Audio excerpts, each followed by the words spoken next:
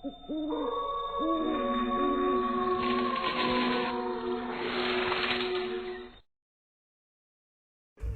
Singh family के घर से सुबह सुबह रोने चिल्लाने की आवाजें आ रही थी। उनके रोने की आवाजें सुनकर आस पड़ोस के लोगों ने उनके घर के बाहर जमावड़ा लगा लिया। तो पता चला कि घर में रहने वाली मिस्टर सिंह की पत्नी की आज मौत हो गई है। बड़ी अच्छी औरत थी बेचारी, ना कभी किसी से लड़ाई झगड़ा, सबके साथ बड़े प्यार से रहती थी। तबीयत भी बिल्कुल ठीक थी। पिछले कुछ दिनों से तो पहले से भी ज्यादा खुश थी, क्योंकि शहर से उनके बहू बेटा गांव आ गए थे। उनकी बहू गर्भ से थी। बड़ी ही आस थी उन्हें कि बस जल्दी से अपना पोता या पोती भगवान जो दे उन्हें उसे अपनी वो गोद में खिला सके। लेकिन अफसोस, अपने पोता या पोती का चेहरा देखने से पहले वो दुनिया ही छोड़ चली। लेकिन उनकी मौत के पीछे कुछ राज तो जरूर था, क्योंकि मरने के बाद उनका पार्थिव शरीर पूरी तरह से काला पड़ चुका था। आंखों की पुतलियां पूरी तरह बाहर निकल कर आ चुकी थी। उनका मृत शरीर देखने में इतना भयानक लग रहा था कि पड़ोस के लोग तो उनके पार्थिव शरीर की ओर देखने की हिम्मत भी नहीं कर पा रहे थे। उनके बेटे और बहू का रो रो कर बुरा हाल हो चुका था। ये सब मेरी वजह से हुआ है। अगर हम लोग यहाँ पर आते ही नहीं तो मम्मी जी के साथ कुछ ऐसा नहीं होता। नहीं, अगर उस दिन मैंने उनकी बात मान ली होती तो मैं वो पौधा लगाने वहाँ नहीं गई होती, तो आज मम्मी जी जिंदा होती। ये कहते हुए संजना और जोर जोर से रोने लगी। वो खुद पर पछतावा करते हुए अपने सर को अपने हाथों से बुरी तरह पीटने लगी। संजना, संजना संभालो खुद को, शांत हो जाओ। जो भी हुआ उसमें तुम्हारी कोई गलती नहीं है। रजत संजना को सहलाते हुए उसे शांत करने की कोशिश करने लगा। तभी संजना अचानक से बिल्कुल शांत हो गई और अचानक रजत की तरफ बड़े ही भयानक तरीके से देखने लगी। उसकी आंखों का रंग हल्का लाल हो गया था। उसने रजत को अपने पास आने का इशारा किया, जैसे वो उसके कान में उसे कुछ बताना चाहती हो। मुझे जगा कर गलती तो इसने की है, लेकिन इसकी गलती की सजा अब एक एक करके तुम सब भुगतोगे। संजना के मुंह से ये बात सुनकर रजत पूरी तरह घबरा गया। वो इस हद तक डर चुका था कि उसने अपना चेहरा उठाकर संजना के चेहरे की तरफ भी नहीं देखा। क्या हुआ? डर गया? संजना सभी गांव वालों की तरफ देखते हुए जोर जोर से हंसने लगी। उसे इस तरह देखकर वहां पर आसपास के जमा हुए लोगों का भी डर से बुरा हाल हो गया। गंगाजल लाओ, कोई पवित्र करो बहुरानी को। बुढ़े, मुझसे बचाएगा तू इसे? लगता है अब तुझे तेरी शक्तियों का एहसास नहीं है। ये कहते हुए संजना बेहद गुस्से में उस बूढ़े आदमी की तरफ देखने लगी और देखते ही देखते वो बूढ़ा आदमी जोर जोर से चिल्लाने लगा। उसकी चीखें इतनी दर्द भरी थी जैसे हजारों कीड़े एक साथ उसके शरीर को नोच नोच कर काट रहे हो। तभी एक बूढ़ी औरत ने वहां पर आकर उस बूढ़े आदमी और संजना पर गंगा जल का छिड़काव किया।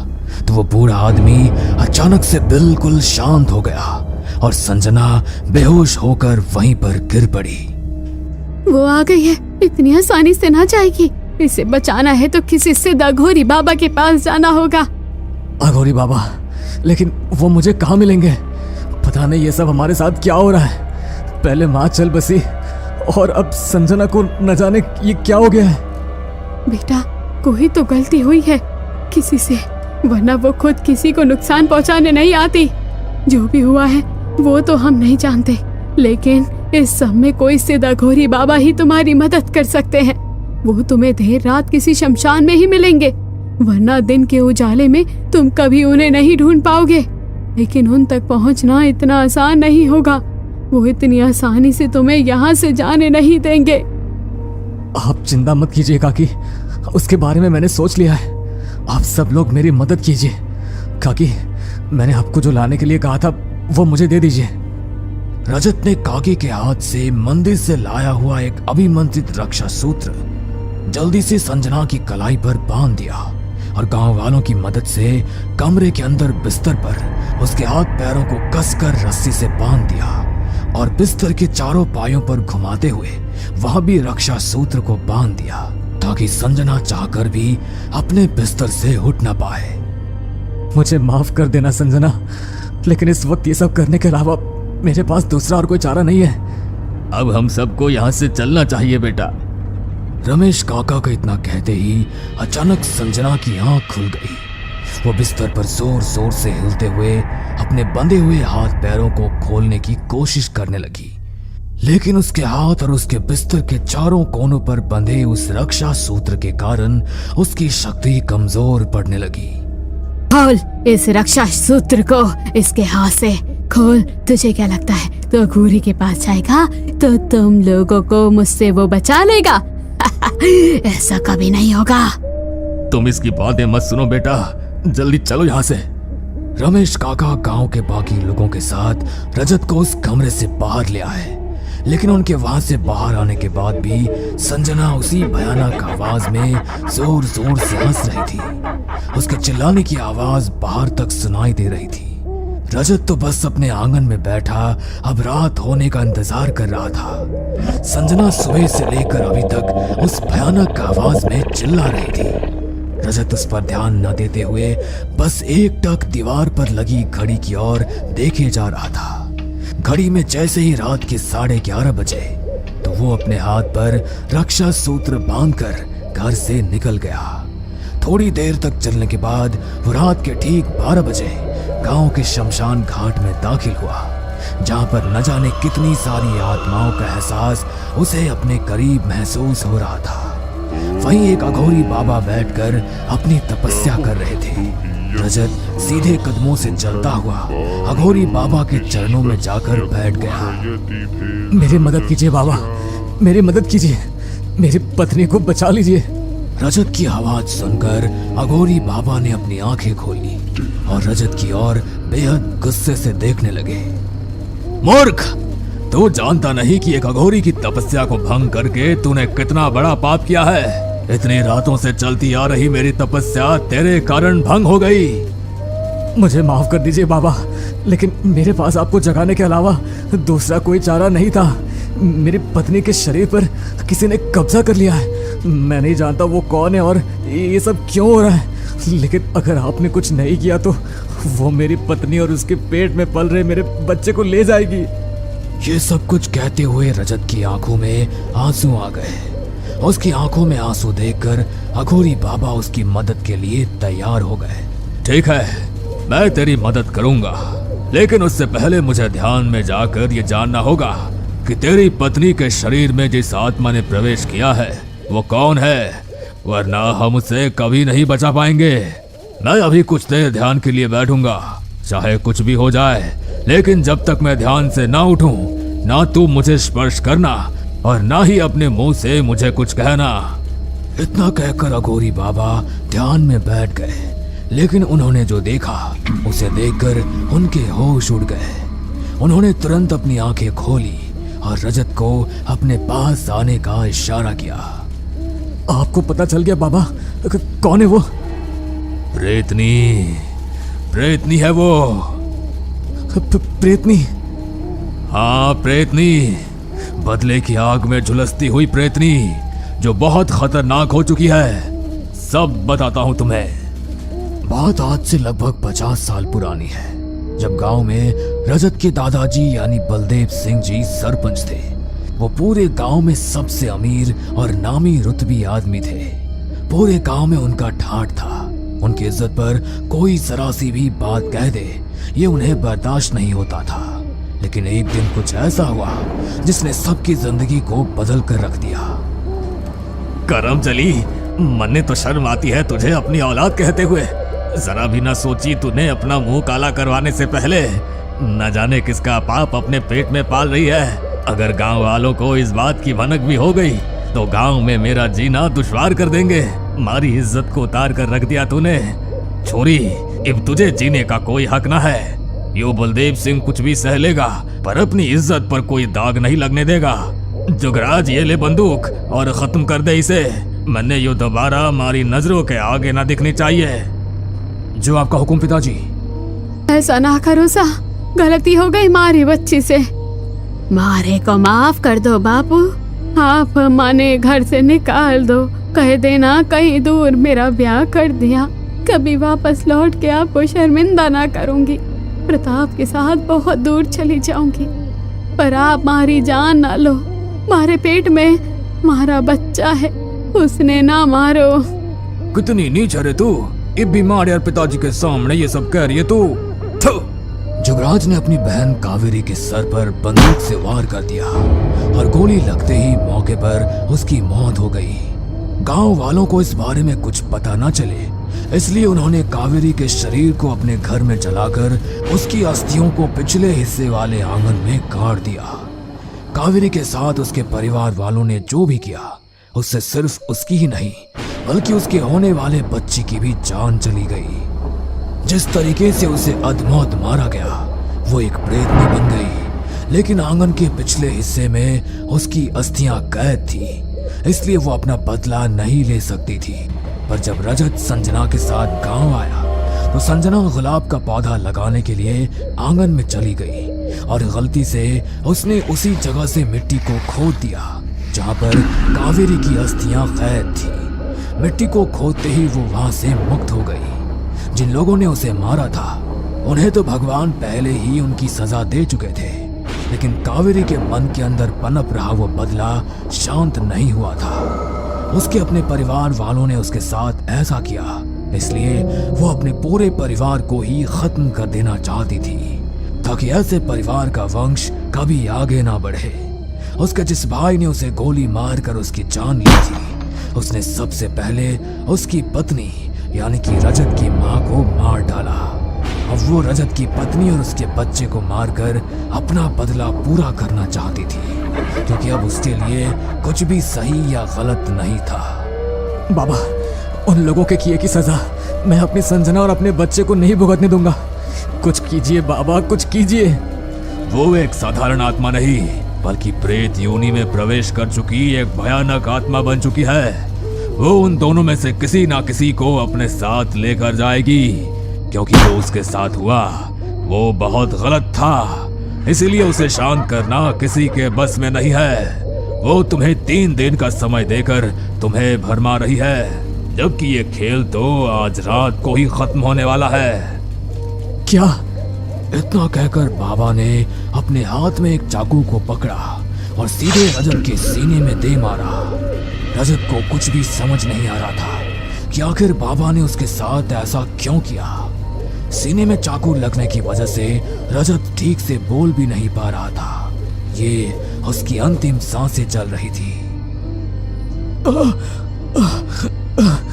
आप तो मेरी पत्नी और बच्चे को बचाने वाले थे, तो आपने ऐसा क्यों किया? तेरी पत्नी और तेरा बच्चा तो कब के मर गए। तुझे क्या लगा तेरे बाप ने जब मेरी कावेरी और मेरे बच्चे को मार डाला तो मैं तेरी पत्नी और तेरे बच्चे को भला कैसे बचा लूंगा?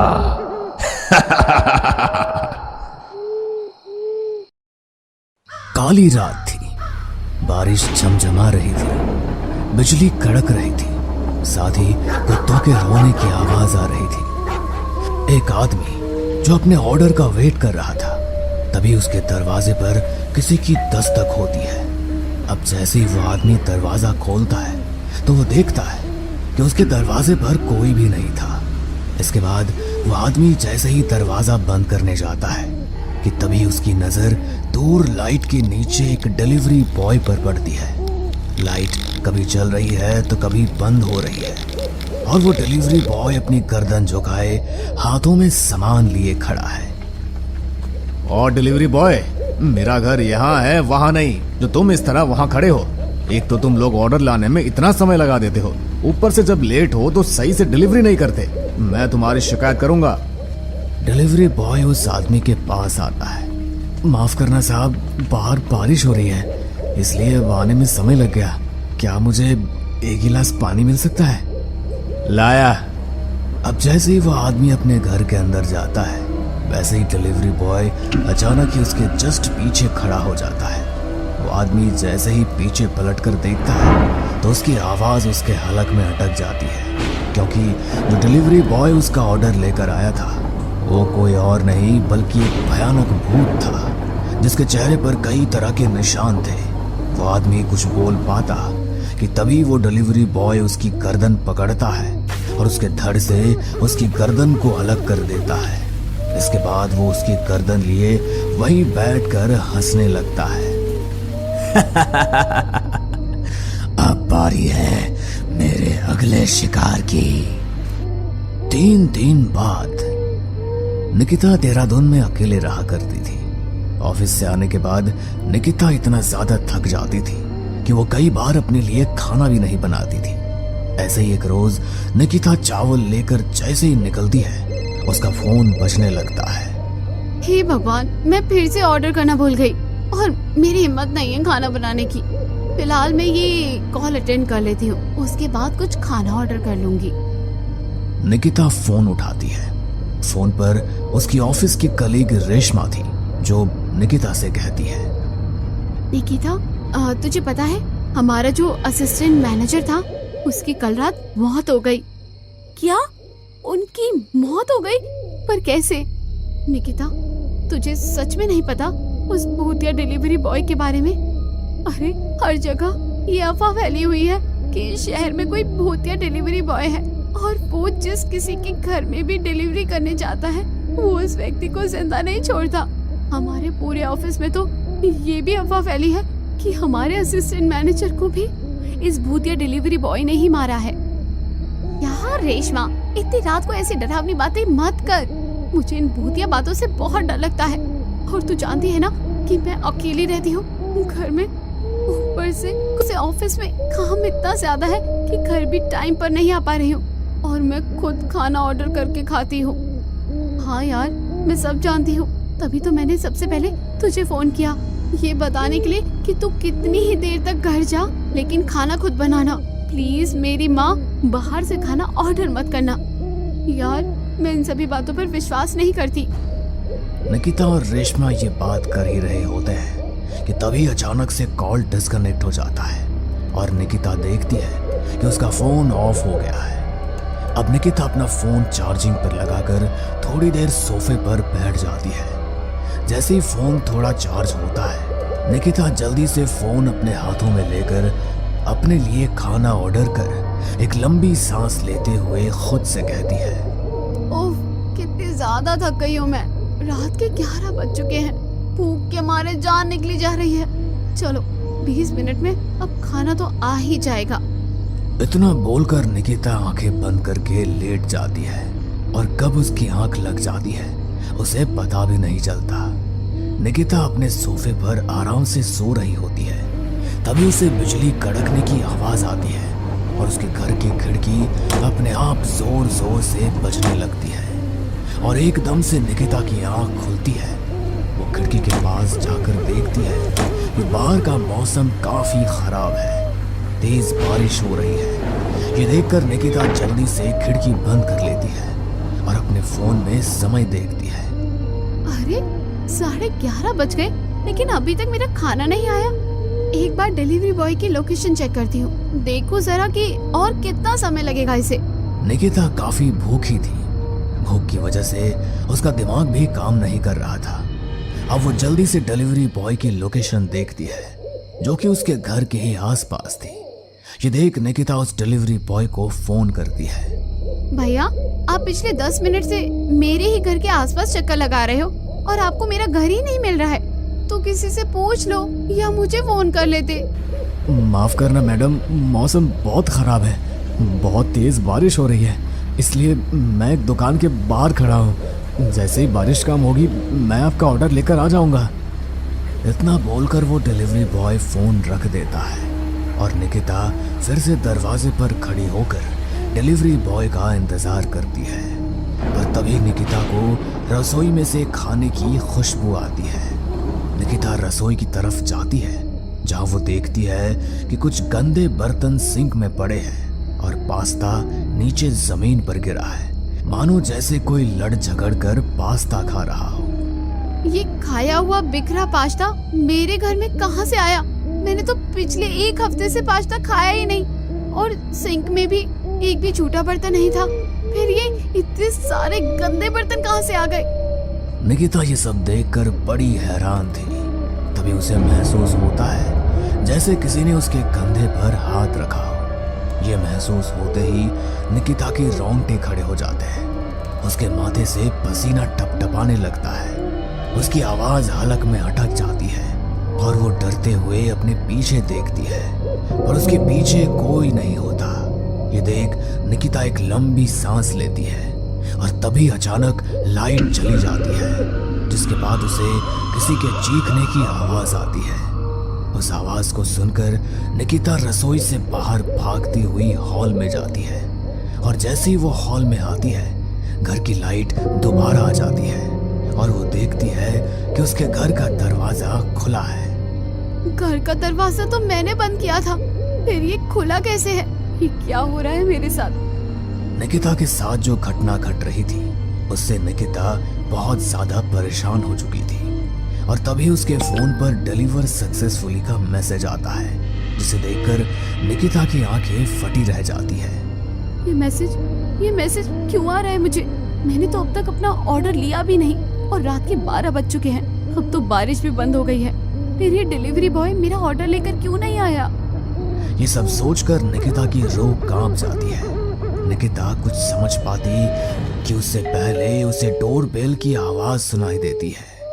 डोरबेल की आवाज सुनकर निकिता बेहद डर जाती है और वो डरते हुए दरवाजा खोलने के लिए बाहर आती है। जैसे ही दरवाजा खुलता है तो वो देखती है कि उसके सामने उसकी पड़ोसन खड़ी है। अरे निकिता बेटा, तुम घर आ गई? मैं रिंकू के पापा से यही कह रही थी कि निकिता घर आ गई होगी, पर वो है कि जिद ठान कर बैठे थे कि तुम अब तक नहीं आई होगी। वैसे तुम ठीक हो ना? तुम पसीने में इतनी लथपथ क्यों हो? वो आंटी जी, मेरे घर का डोर खराब हो गया है। वैसे आप यहाँ इस वक्त? अरे हाँ, जिस काम के लिए मैं यहाँ आई थी वो काम बताना ही भूल गई। मैं तुम्हारे लिए खाना लेकर आई हूँ। मैं देख रही हूँ पिछले कुछ दिनों से तुम बाहर से ऑर्डर करके मंगा रही हो। अरे मुझे ही बोल दिया करो, तुम्हारे लिए मैं खाना बना दूंगी। और वैसे भी मैंने डिलीवरी बॉय के बारे में बहुत अफवाह सुनी है। क्या डिलीवरी बॉय के बारे में? आंटी जी, आप भी इस बात पर विश्वास करती है क्या? निकिता बेटा, कुछ बातों पर विश्वास करना पड़ता है। अगर भगवान है तो भूत भी है, और वैसे भी अगर कोई अफवाह फैलती है तो उसमें कुछ न कुछ तो सच्चाई रहती होगी। इसलिए मैं कहती हूँ कि तुम बाहर से ऑर्डर करना बंद कर दो, और जब तक सब कुछ ठीक नहीं हो जाता तुम मेरे घर आकर खाना खा लेना। शायद आप बिल्कुल सही कह रही हैं। मैं अभी वो ऑर्डर कैंसिल कर देती हूँ।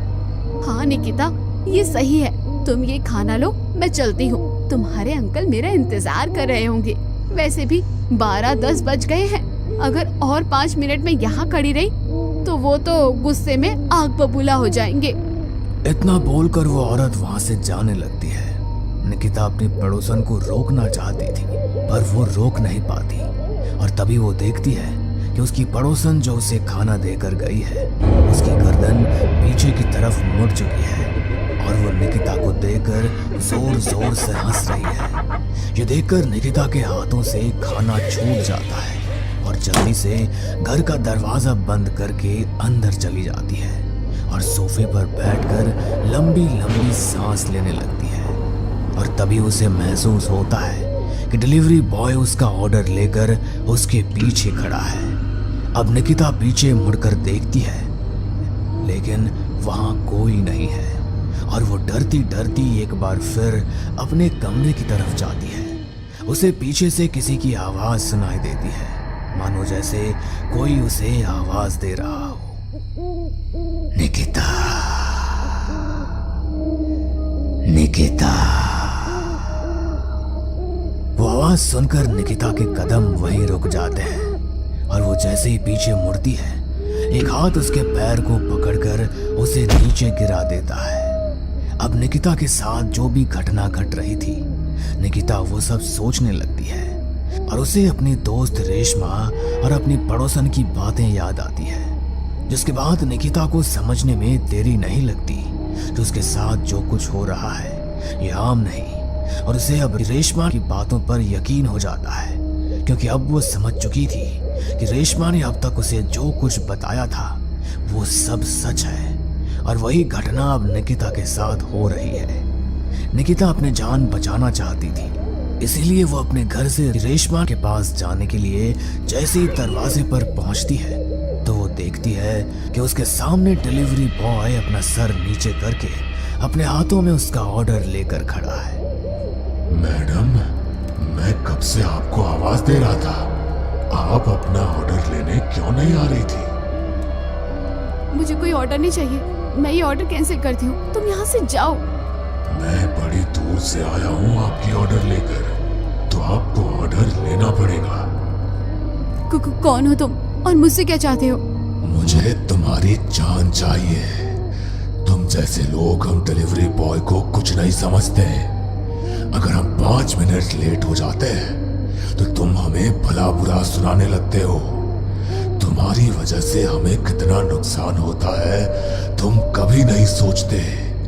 तुम जैसों की वजह से मैंने अपनी जान गंवाई है, इसलिए जो भी रात के 11 बजे खाना ऑर्डर करेगा मैं उन सब का ऑर्डर 12 बजे दूंगा और उनकी जान लूंगा, क्योंकि रात के 12 बजे तुम जैसे लोगों की वजह से मेरी मौत हुई थी। ना तुम जल्दी करते और ना ही मैं गाड़ी तेज भगाता।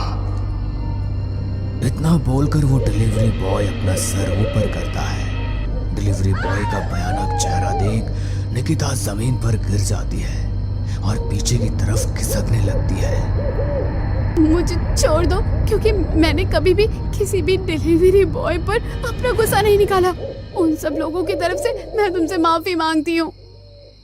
निकिता डिलीवरी बॉय के सामने हाथ जोड़कर उससे अपनी जिंदगी की भीख मांगती है, पर डिलीवरी बॉय उसे माफ नहीं करता। फिर एक झटके में उसके घर का दरवाजा बंद हो जाता है और डिलीवरी बॉय अपने हाथों से निकिता का गला पकड़ता है और उसे खिड़की से बाहर फेंक देता है, और मौके पर ही उसकी मौत हो जाती है।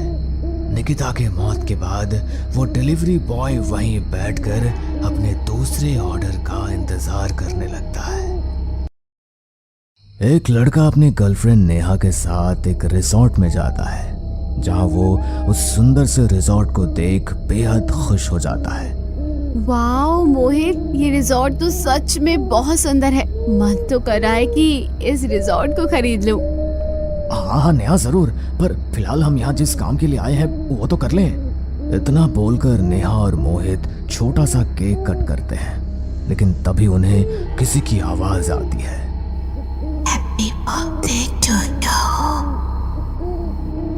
मोहित, तुमने ये आवाज सुनी? कौन सी आवाज नेहा? मैंने तो कोई आवाज नहीं सुनी। मोहित ये बात बोल ही रहा था कि तभी उसे नेहा के पीछे एक काले कपड़े में लड़की नजर आती है, जिसका चेहरा बालों से पूरी तरह ढका हुआ था। उसे देख मोहित के माथे पर डर की शिकन आ जाती है। तभी वो लड़की एक काले धुएं में तब्दील होकर नेहा के शरीर में प्रवेश कर जाती है। नेहा की आंखें पूरी तरह लाल हो चुकी थी। नेहा का बदला रूप देख मोहित अब काफी डर जाता है। नेहा, ये तुम्हें क्या हो गया है? मोहित नेहा से बार बार सवाल कर रहा था, लेकिन नेहा उसकी बात का कोई जवाब नहीं देती, और अचानक ही वो मोहित के चेहरे के सामने आ खड़ी होती है। वो आगे कुछ बोलता तो उससे पहले नेहा उसको पानी में डुबोकर मार देती है और खुद के बड़े नाखून अपने ही पेट में घुसाकर खुद भी मर जाती है। कुछ साल बाद पार्टी की तैयारी कौन करेगा? मुझे तो समझ नहीं आ रहा तुम कैसे दोस्त हो, मेरे किसी काम नहीं आ रहे हो। अरे यार, तू इतना दिमाग क्यों चला रहा है? बजट के हिसाब से कोई रिजॉर्ट ढूंढ ही लेंगे। अखिलेश का जन्मदिन था और वो अपनी पार्टी में कोई भी परेशानी नहीं चाहता था, जिसके चलते वो अपने दोस्तों को ही डांटने लगा। जिस रिजॉर्ट में अखिलेश अपने बर्थडे पार्टी को सेलिब्रेट करने की सोच रहा था, उसमें उसका बजट फिट नहीं बैठ रहा था। उसे किसी भी तरह एक अच्छे सुंदर रिसॉर्ट में अपने बर्थडे पार्टी को सेलिब्रेट करना था। वो रात के वक्त लैपटॉप पर काम कर रहा था। काम करते करते वो लैपटॉप पर अचानक से एक रिजॉर्ट देखने लगा। रिजॉर्ट बहुत सुंदर था। रिजॉर्ट को देखकर अखिलेश खुश हो गया, मानो जैसे उसे जो चाहिए था उसे मिल गया हो। लेकिन रिजॉर्ट शहर से बहुत दूर था और वहां जाने के लिए जंगलों के अंदर जाना पड़ता। लेकिन रिजॉर्ट इतना खूबसूरत था कि वो उसे जरा भी नजरअंदाज नहीं कर पाया। उसने फौरन रिजॉर्ट को बुक कर लिया और साथ ही साथ अपने दोस्तों को रिजॉर्ट की फोटो भी भेज दी। सबको रिजॉर्ट बहुत पसंद आया, लेकिन उनमें से उसके दोस्त तानिया ने लोकेशन देखकर कहा, यार इतनी दूर रिजॉर्ट जरूरी है क्या? पार्टी तो हम यहाँ पास के रिजॉर्ट में भी कर सकते हैं। अब मेरा बर्थडे सेलिब्रेशन इसी में होगा, किसी को आना है तो आ जाना, वरना कोई दिक्कत नहीं, मैं तो वहीं पर बर्थडे सेलिब्रेट करूंगा। अखिलेश इतना कहने के बाद अपना फोन बंद करके सो गया।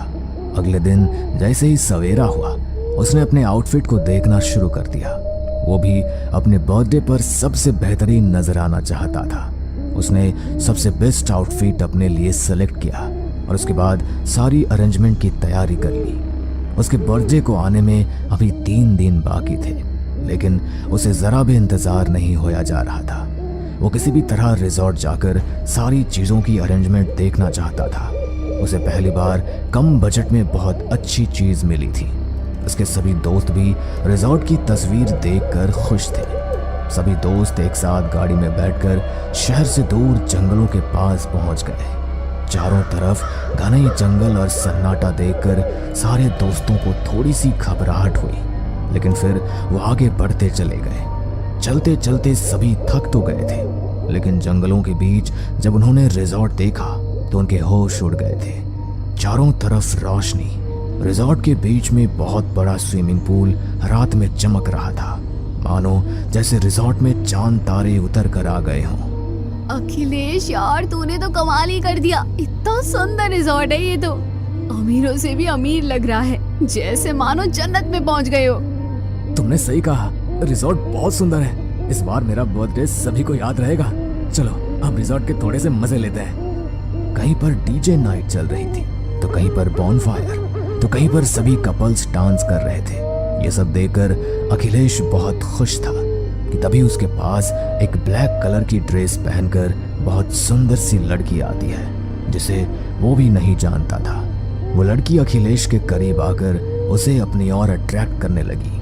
वो इसके कान में फुसफुसाने लगी कि ये तुम्हारी आखिरी रात है। वो उसका हाथ पकड़कर उसे कहीं ले जाना चाह रही थी, लेकिन इतने में अखिलेश के दोस्त उसे डीजे पर ले गए और वो वहां अपनी सभी दोस्तों के साथ डांस करने लगा। पार्टी को सभी इतना एंजॉय कर रहे थे कि किसी को कुछ पता ही नहीं था कि आगे क्या होने वाला है। अचानक से लाइट चली गई और चारों तरफ अंधेरा ही अंधेरा छा गया। अंधेरे के होते ही रिजॉर्ट सुंदर स्वर्ग से खंडहर में बदलने लगा। अरे यार, ये सारा मूड किसने किरकिरा कर दिया?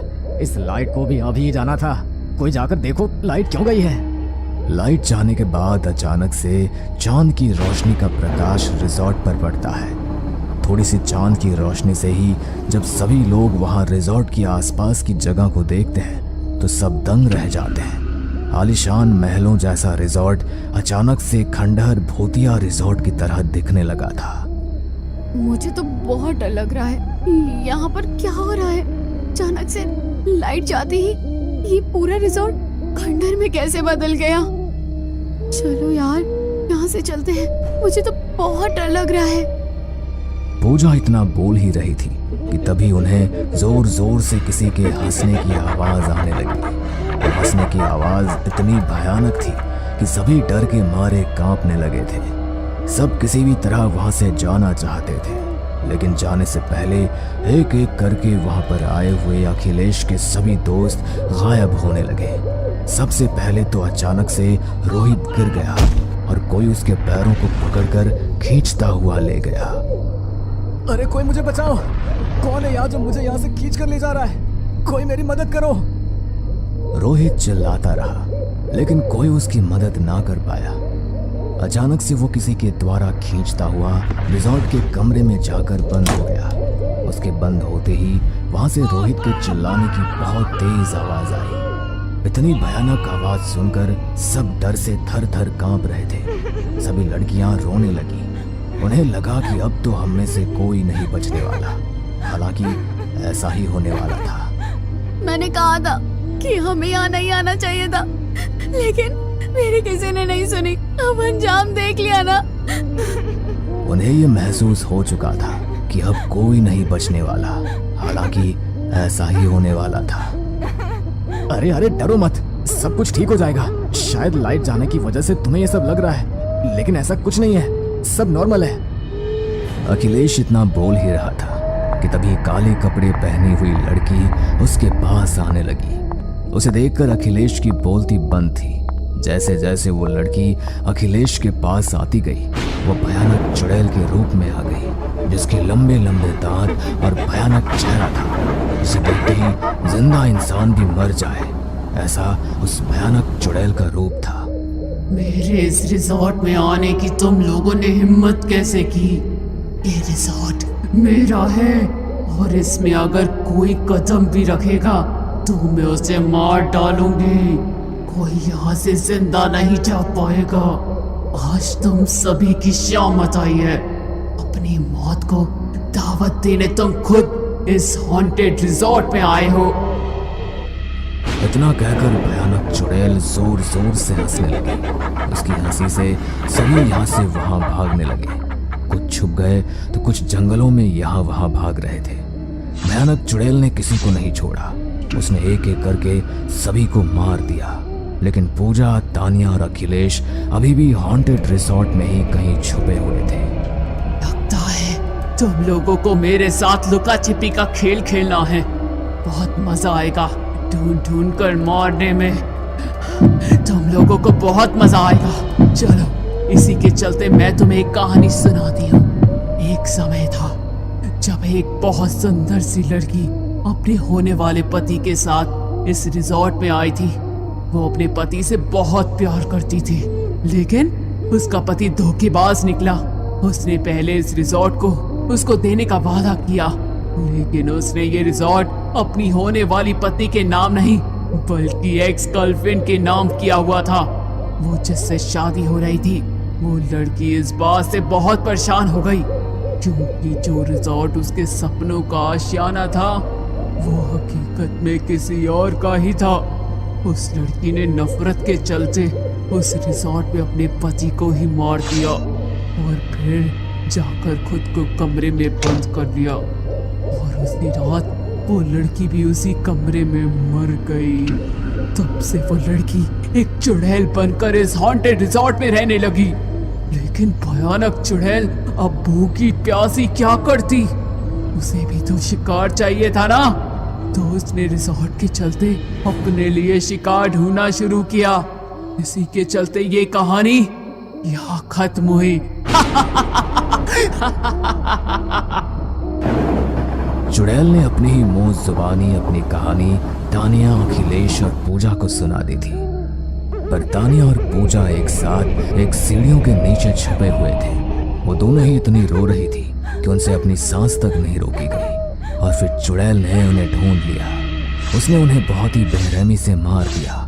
चुड़ैल उनका खून पीने लगी। उसने अपनी बरसों की भूख अब मिटाई थी। जब अखिलेश ने चुड़ैल को तानिया और पूजा का खून पीते हुए देखा तो वो मौके का फायदा उठाकर रिजॉर्ट से बाहर आ गया।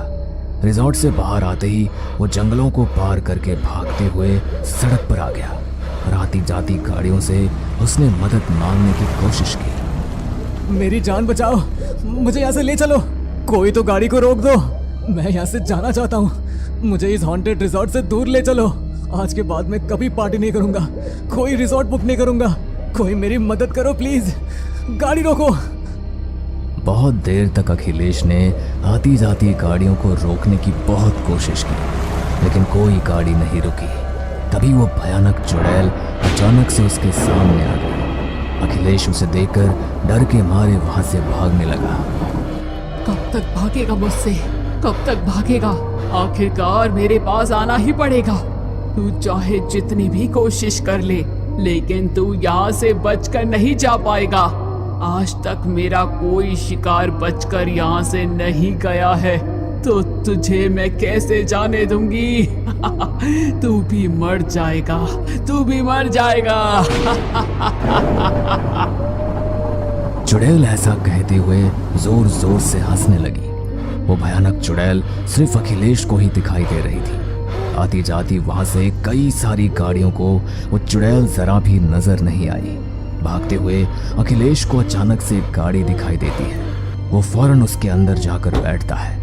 अखिलेश गाड़ी स्टार्ट करके उस हॉन्टेड रिजॉर्ट से बहुत दूर जाने की कोशिश करता है, लेकिन अचानक उसके सामने वही भयानक चुड़ैल आ गई। हॉन्टेड रिजॉर्ट की भयानक चुड़ैल, आज मैं तुझे नहीं छोड़ूंगा, मैं तुझे मार दूंगा, तू भी नहीं बचेगी। आज तो मैं तुझे यहाँ से मार कर ही जाऊंगा। अखिलेश के सर पर भूत सवार था। वो जिसे मारने के लिए जा रहा था, असल में वो तो बहुत पहले ही मर चुकी थी। लेकिन जैसे ही अखिलेश ने गाड़ी फुल स्पीड से चुड़ैल की तरफ बढ़ाई, अचानक से चुड़ैल वहां से गायब हो गई और तभी अखिलेश का एक बहुत बड़े ट्रक से एक्सीडेंट हो गया। उसकी वहीं पर मृत्यु हो गई। इस तरह उस हॉन्टेड रिजॉर्ट से कोई भी बचकर वापस नहीं आया। जितने भी लोग वहां गए थे वो सभी मारे गए थे। जब इसके बारे में न्यूज़ में खबर फैली तो उस हॉन्टेड रिजॉर्ट के चारों तरफ एक बहुत बड़ी बाउंड्री करवा दी गई और अब वहां जाना अलाउड नहीं है। वो हॉन्टेड रिजॉर्ट के नाम से फेमस हो गया। हमें पूरा यकीन है दोस्तों कि आप लोगों को ये कहानी ज़रूर पसंद आई होगी। अगर आपके साथ भी कुछ ऐसे अनकहे किस्से हो चुके हैं तो प्लीज़ हमारे साथ शेयर करें। हम ज़रूर अपने चैनल पर उनको दिखाएंगे। हमारी ईमेल आईडी नीचे डिस्क्रिप्शन बॉक्स में दी गई है, तो प्लीज़ हमारे वीडियो और चैनल को शेयर एंड सब्सक्राइब करें और बने रहे हमारे साथ ऐसे ही अनकहे किस्से और कहानियां सुनने के लिए।